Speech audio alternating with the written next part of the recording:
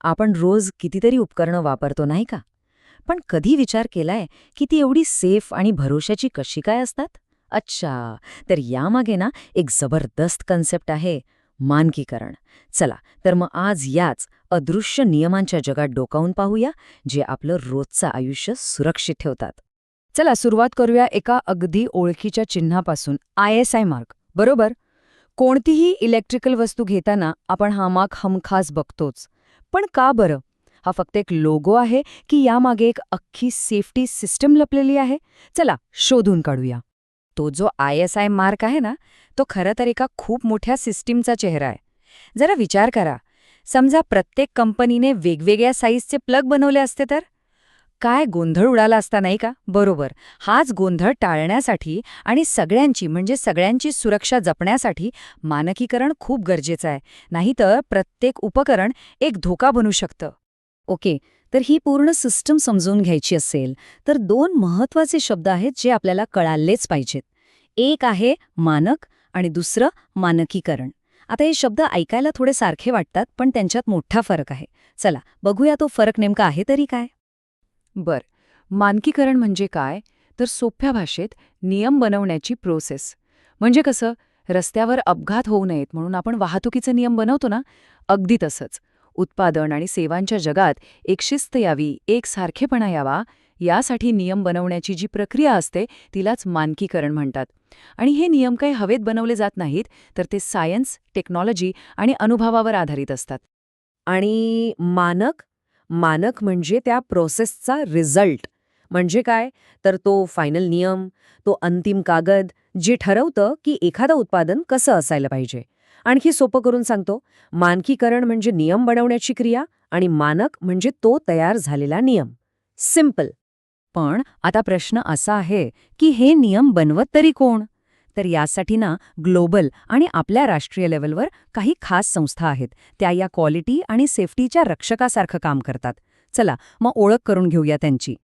आता बघा, जगभरातल्या महत्त्वाच्या देशांची स्वतःची एक स्टँडर्ड बॉडी आहे.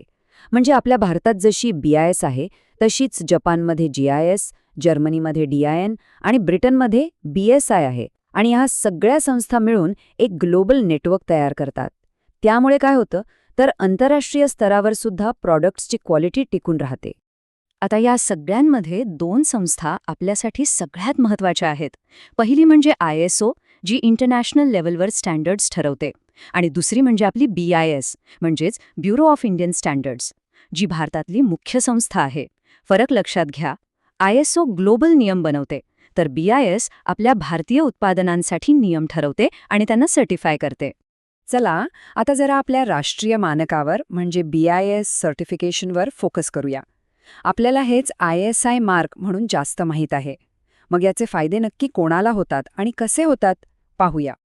सगळ्यात आधी बघूया उत्पादकांना काय फायदा होतो. त्यांच्यासाठी BIS सर्टिफिकेट म्हणजे फक्त एक शिक्का नाहीये. यामुळे त्यांच्या प्रोडक्शन प्रोसेसमध्ये एक शिस्त येते, एक सारखेपणा येतो. BIS त्यांच्या क्वालिटी कंट्रोल सिस्टमची स्वतंत्रपणे तपासणी करते, ज्यामुळे मार्केटमध्ये त्यांची इमेज चांगली होते. एवढंच नाही, तर सरकारी खरेदीमध्ये सुद्धा त्यांना प्राधान्य दिलं जातं. आणि ग्राहकांसाठी, आपल्यासाठी, अरे ISI मार्क म्हणजे एक प्रकारची मनःशांती आहे. एक गॅरंटी आहे की हे प्रॉडक्ट सेफ आहे आणि जे नियम ठरवले आहेत त्यानुसारच बनवलं आहे. वस्तू निवडणं सोपं होतं आणि समजा काही प्रॉब्लेम आलाच तर फसवणुकीपासून संरक्षण मिळतं आणि वस्तू मोफत बदलून मिळण्याची खात्री असते. ओके, आतापर्यंत आपण जनरल स्टँडर्ड्सबद्दल बोललो. आता वळूया एका अतिशय महत्त्वाच्या आणि प्रॅक्टिकल गोष्टीकडे. विशेषतः जे लोक इलेक्ट्रिकल फील्डमध्ये काम करतात त्यांच्यासाठी हे खूपच आवश्यक आहे. आणि ते म्हणजे national electrical code of India, किंवा शॉर्टमध्ये NEC 2011. तर हा जो नॅशनल इलेक्ट्रिकल कोड 2011 आहे ना, तो भारतातल्या सगळ्या इलेक्ट्रिकल इन्स्टॉलेशन कामांसाठीचा जणू काही पाया आहे. यात एकूण 8 भाग आहेत. हा कोड कशासाठी आहे, तर इलेक्ट्रिकल कामांमध्ये सेफ्टी आणि योग्य पद्धती वापरल्या जाव्यात हे निश्चित करण्यासाठी.